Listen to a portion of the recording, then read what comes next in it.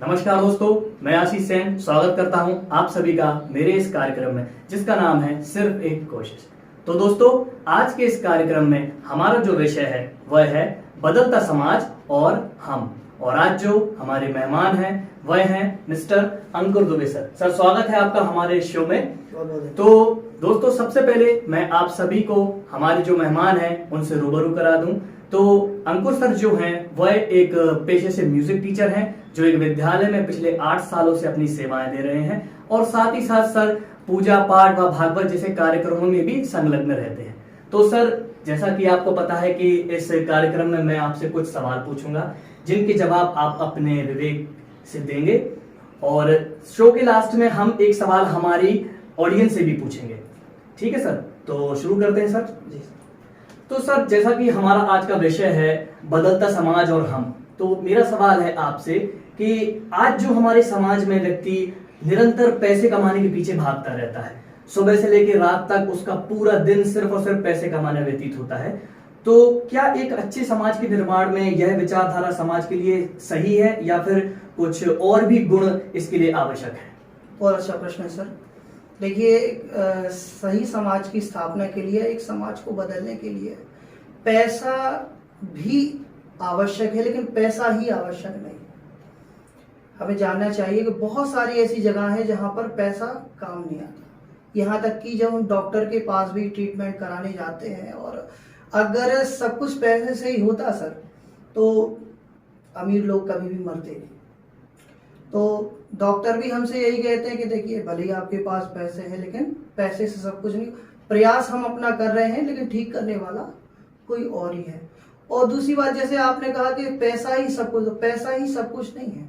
आज के व्यक्ति ने पैसे को सब कुछ, सुबह से लेकर शाम तक पैसे के लिए परेशान है। जबकि एक बहुत अच्छा सा श्लोक है सर, पृथिव्याम त्रीणि रत्नानि जलमन्नम शुभासितम मूढ़ैः पाषाण खंडैस्तु रत्न संज्ञा विधीयते। इस संसार में अगर कुछ धन है और कोई रत्न है, कोई धातु है, तो मात्र 3 चीजें हैं, जल, अन्न और वायु। यही हमारा सबसे बड़ा धन है। आप बताइए, कदाचित पैसे ना हो तो चल जाएगा, घर ना हो तो चल जाएगा, लेकिन जल, वायु और अन्न ना हो तो क्या चल सकता है? इसलिए जो हमारी अवधारणा है कि पैसा ही सब कुछ है, पैसा सब कुछ नहीं है। अच्छे समाज के निर्माण के लिए धन ही मात्र आवश्यक नहीं है, और भी बहुत सारे गुण होना आवश्यक है। जी, बहुत ही बढ़िया जवाब दिया सर आपने। वाकई में आज इंसान पैसे के पीछे अपना पूरा दिन व्यतीत करता है और कहीं ना कहीं इसका प्रभाव उसके स्वास्थ्य पे, उसके पारिवारिक जीवन पर भी पड़ता है, क्योंकि पैसे के प्रति लोग आज अंधे हो चुके हैं। उन्हें लगता है कि जीवन का यही एक उद्देश्य बचा हुआ है। बहुत ही बढ़िया जवाब सर आपका। सर, मेरा अगला सवाल है आपसे, आज जो हमारे समाज में व्यक्ति निरंतर विकास कर रहा है, और सही भी है क्योंकि विकास की प्रक्रिया तो निरंतर चली आ रही है। एक समय मनुष्य आग जलाना भी नहीं जानता था और आज व्यक्ति चांद पे पहुंच चुका है। तो आज व्यक्ति निरंतर विकास कर रहा है और अपने मार्ग में आने वाली हर एक बाधा को समाप्त कर देता है। फिर चाहे इससे पेड़ पौधे, वनस्पति या जीव जंतुओं को नुकसान हो, इसे उससे कोई लेना देना नहीं होता, वह सिर्फ निरंतर विकास करता है। तो क्या विकास की यह प्रक्रिया हमारे समाज के लिए सही है या गलत है? बहुत अच्छा प्रश्न है सर। देखिए, जैसे कि इस बात की शिक्षा हम दूसरे देशों से ले सकते हैं। दूसरे देशों में अमेरिका हो चाहे साउथ कोरिया हो, ऐसे बहुत सारे देश हैं सर, जहां पर जब कंस्ट्रक्शन वर्क होता है या कोई रोड आदि बनाने का काम होता है और बीच में कोई अच्छा सा पेड़ या पहाड़ या कुछ भी सुंदर दिखने वाला स्थान जो प्रकृति से जुड़ा हुआ है, तो ऐसी जगह को सर अलग ना करके उसके ऊपर से या उसके अंदर से कोई पुल आदि बना करके उसको पूरा किया जाता है। तो कहने का तात्पर्य यह है कि समाज को आगे बढ़ने के लिए और हमें अपनी प्रगति के लिए जरूरी नहीं कि हम प्रकृति के साथ छेड़छाड़ करें या जीव जंतुओं को परेशान करें। चीन इसका सबसे बड़ा उदाहरण है। आज हम सब देखते हैं चीन की संख्या हमारे से कहीं ज़्यादा है, वो हमसे प्रगति में बहुत आगे है, उनके पास माइंड हमसे अच्छा है, लेकिन इतना होने के बाद भी मानवता की बहुत ज़्यादा कमी। कहीं ना कहीं आज हम देखते हैं कैसे कैसे जीव जंतु, पशु पक्षी आदि जिनको वो भक्षण नहीं करते, खाते नहीं। तो ऐसी प्रगति भी क्या काम की सर, जिससे मानव मात्र सुखी रहे, बाकी सब दुखी रहे। जी सर। जी सर, बहुत ही बढ़िया जवाब है सर आपका। लेकिन मेरा एक सवाल आपसे यह था सर कि जो विकास की प्रक्रिया है वो सही है कि नहीं, ये मैं आपसे जानना चाहता हूँ कि आपका विचार क्या है कि व्यक्ति जो निरंतर आज प्रकृति का दोहन करता जा रहा है, उन्हें समाप्त करता जा रहा है अपने स्वार्थ के लिए, तो यह जो प्रक्रिया है ये समाज के लिए सही है या गलत है?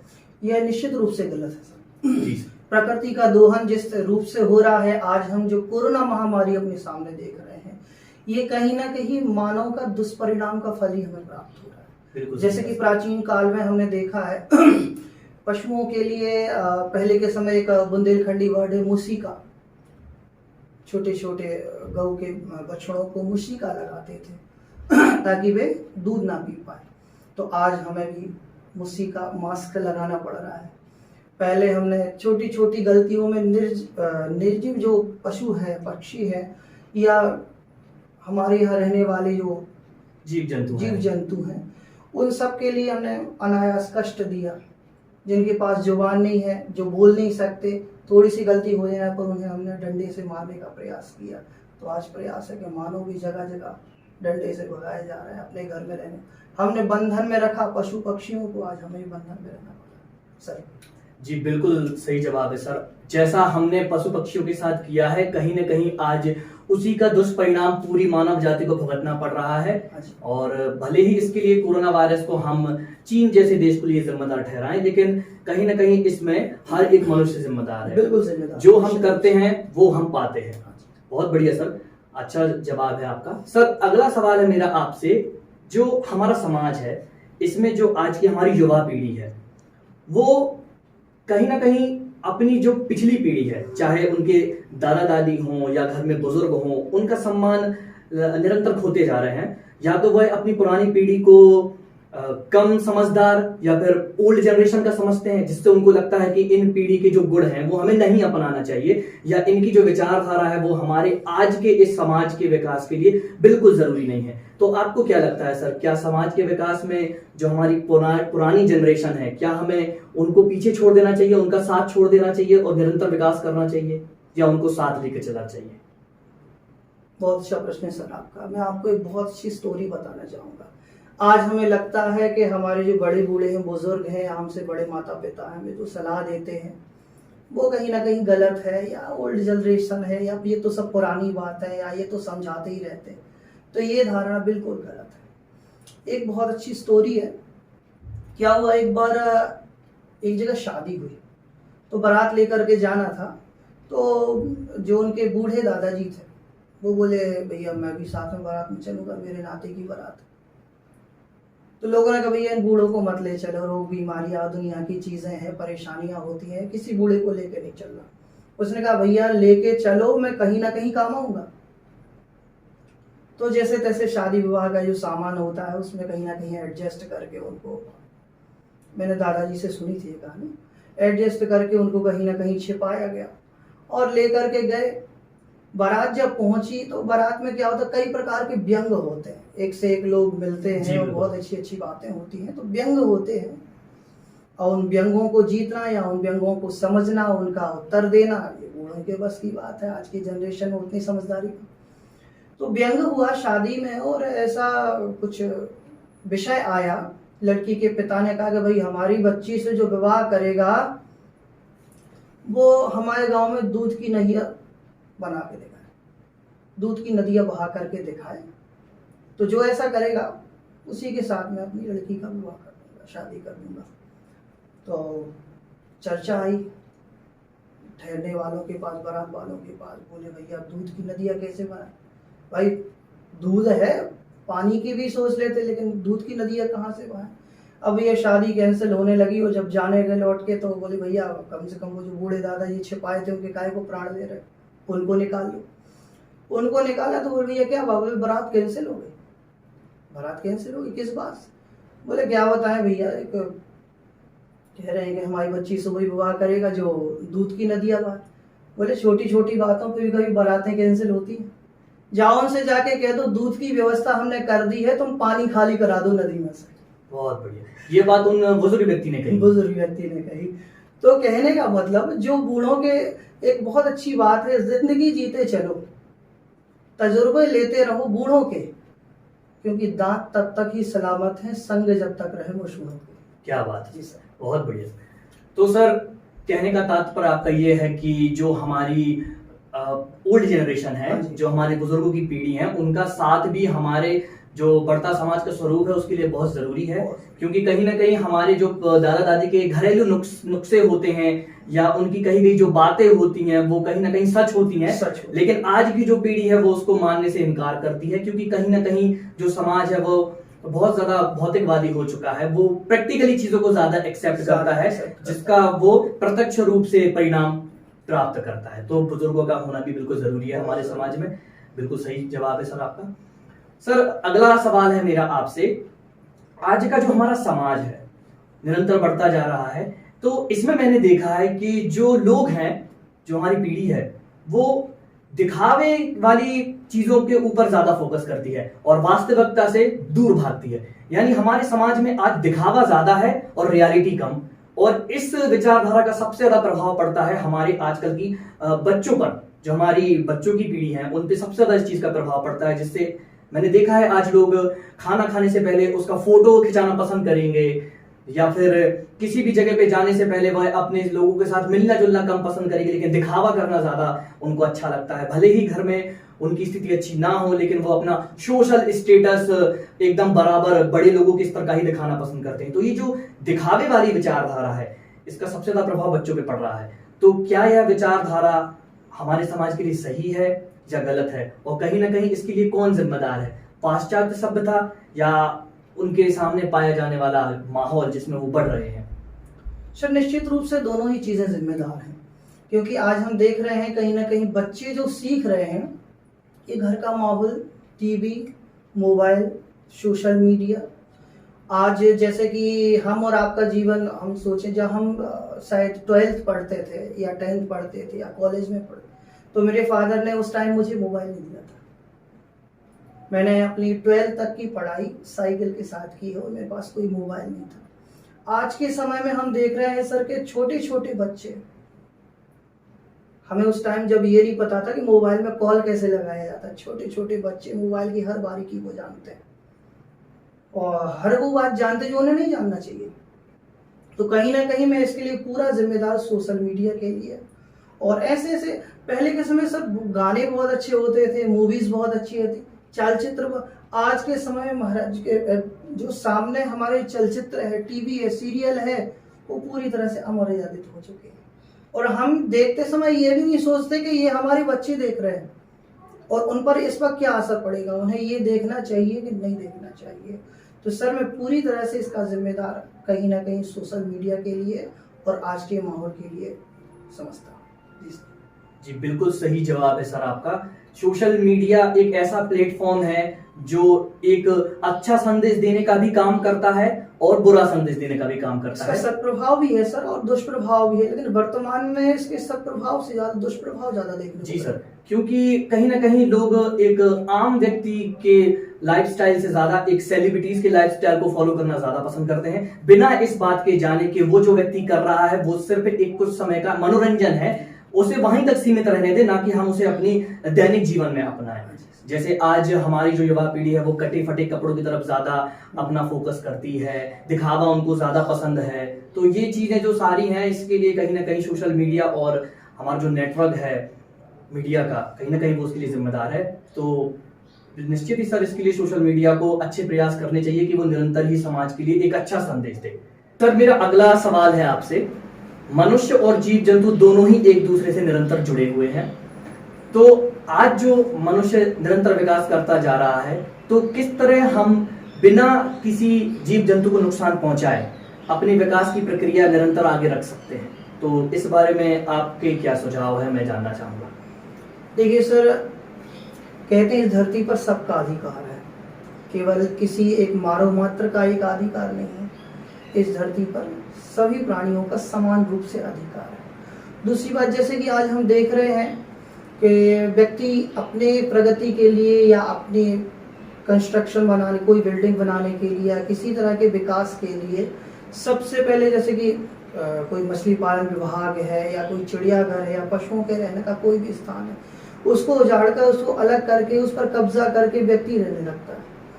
तो मेरे समझाने का तो ऐसा नहीं है कि व्यक्ति ना रहे, व्यक्ति का अगर अधिकार है उस भूमि पर तो निश्चित रूप से, लेकिन साथ ही साथ उसे ये ध्यान रखना चाहिए कि हमारे आसपास जो पशु हैं, पक्षी हैं या जो भी प्राणी हैं जो पालने लायक हैं, तो उनका पूर्ण रूप से ध्यान रखा जाए। अपने रहने से पहले हमें उनके रहने की व्यवस्था निश्चित रूप से करनी चाहिए, क्योंकि इस धरती पर सबका अधिकार है। आज जैसे कि हम देख रहे हैं सर, बक्सवाहा के जंगल की जैसे घटनाएं आ रही हैं, बातचीत सुनने को आ रही है, तो वहाँ पर आज थोड़े से हीरे की धातु के लिए हजारों वृक्षों को जलाया जा रहा है, काटा जा रहा है। बिल्कुल। तो कहने का मतलब ऐसा नहीं कि सरकार को अपना काम नहीं करना चाहिए, निश्चित रूप से काम होना चाहिए, लेकिन अगर आप 1000 वृक्षों को काट रहे हो या जला रहे हो तो उनको जलाने काटने से पहले आपको 1500 पेड़ पहले से ही लगा देना चाहिए। जी सर। बिल्कुल। यानी सर, विकास की प्रक्रिया अपनी जगह है और वन्य प्राणी जीव जंतुओं को उनका आवास दिलाने की प्रक्रिया एक अलग जगह है। निश्चित रूप से। पर मनुष्य क्या करता है, वह सबसे पहले स्वयं का विकास देखता है, ना कि वन्य प्राणी जीव जंतुओं का। तो बिल्कुल सर, मैं सहमत हूं आपके जवाब से।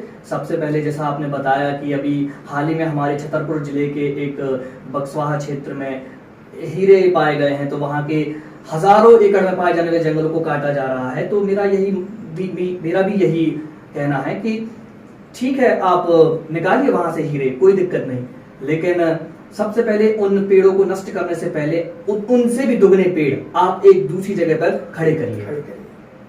बिल्कुल सर, बिल्कुल मैं सहमत हूं आपके जवाब से।